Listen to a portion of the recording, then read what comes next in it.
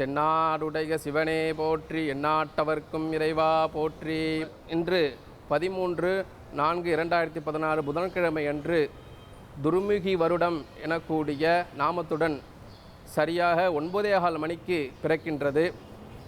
சித்திரை புத்தாண்டு அன்று காலையிலே அதிகாலையிலே எண்ணெய் தேய்த்து நீராடி, மருந்து நீராடி, மங்கள சாமான்களாக விளக்கக்கூடிய பழங்கள், வெற்றிலை பாக்கு, புஷ்பம், பூரண கும்பம் போன்ற மங்கள திரவியங்களை பூஜை அறையிலே வைத்து அதற்கு பூஜை செய்து பெரியவர்களிடம் நமஸ்காரம் செய்து கொண்டும் அவர்களுடைய ஆசீர்வாதம் வாங்கியும், மேலும் திருக்கோவில்களுக்கு சென்று இறைவனையும் இறைவையும் வழிபட்டு அங்கே உள்ள பெருமக்களையும் தரிசனம் செய்து நமக்கு வாழ்க்கைக்கு என்ன தேவையோ அந்த தமிழ் புத்தாண்டு தினத்திலே இறைவனிடம் வழிபட்டு அந்த பிரார்த்தனை செய்யும் திருநாளாக இந்த தமிழ் புத்தாண்டானது அமைகின்றது.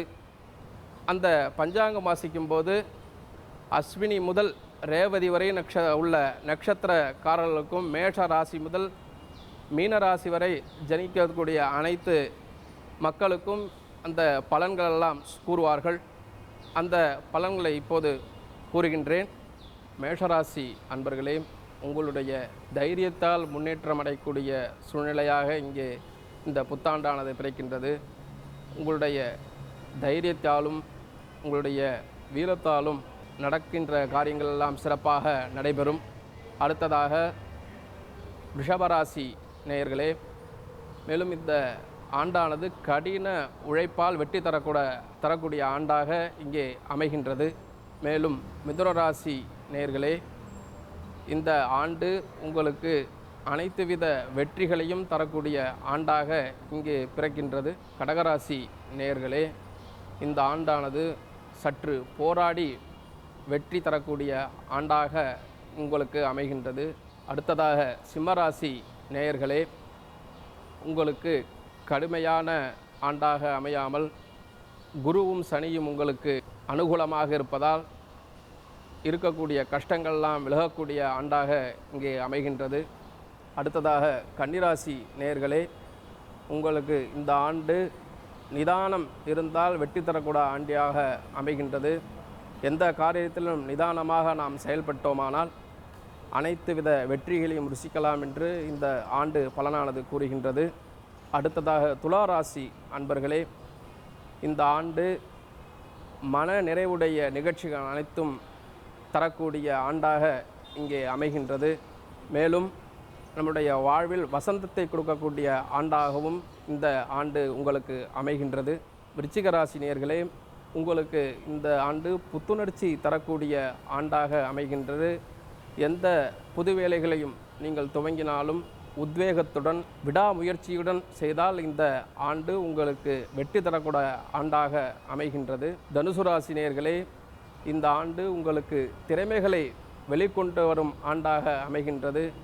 கடினமான உழைப்பினாலும் விடாமுயற்சினாலும் இந்த ஆண்டு உங்களுக்கு புகழ் தரக்கூடிய ஆண்டாக இங்கே அமைகின்றது. மகர ராசி நேயர்களே, உங்களுடைய ராசிக்கு சரியானவன் சிறப்பாக வீட்டிருப்பதால் உங்களுக்கு காரிய தடைகளெல்லாம் நீங்கி அனைத்து வித காரியங்களும் நல்ல விதமாக அமையும் ஆண்டாக இந்த துருமுகி ஆண்டானது விளங்குகின்றது.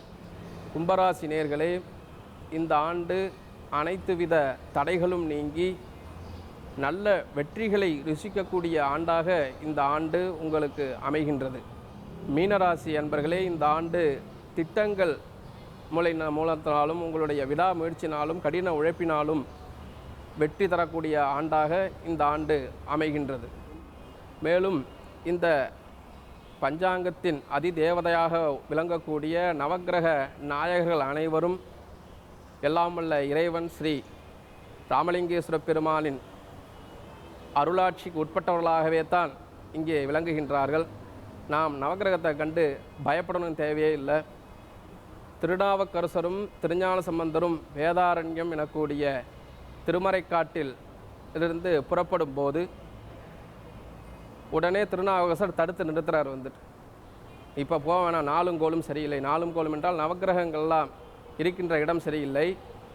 அந்த நேரத்தில் எங்கள் வேணால் சிறிய துன்பங்கள் தான் உங்களுக்கு வந்து சேரும் என்று திருநாவுக்கரசர் எச்சரிக்கின்றார். அப்பொழுது திருஞான சம்பந்த பெருமான் 11 பாடல்கள், கோளறு பதிகம் எனக்கூடிய 11 பாடல்களை அங்கே திருவாய் மலர்ந்தருள்கிறார்.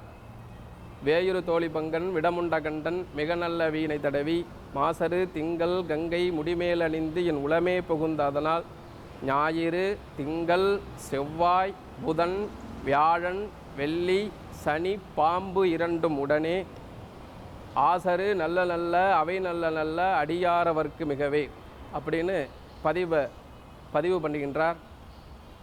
அதாவது சூரியன் முதல் ராகு கேது வரை இருக்கக்கூடிய நவக்கிரக நாயகர்கள் இறைவன் ஸ்ரீ சிவபெருமானுக்கே உரியவர்கள். சிவபெருமான் என்ன கூறுகின்றாரோ அந்த நவக்கிரக துன்பங்கள்லாம் விலகக்கூடிய அந்த கோளறு பதிகத்தினை இறைவனுக்கு நாம் பாராயணம் செய்தோமானால் நமக்கு அனைத்து வித நவக்கிரக தோஷங்களும் நீங்கும் என்று இந்த பதிகத்தை பாடி அருளுகின்றார். அந்த பதிகங்களை நாமும் தினமும் நம் ஓதேயமானால் நமக்கு நவக்கிரக தோஷங்கள்லாம் நீங்கி அனைத்து வித செல்வங்களும் கிடைக்கும் என்பது திருஞான சம்பந்தருடைய திருவாக்கு.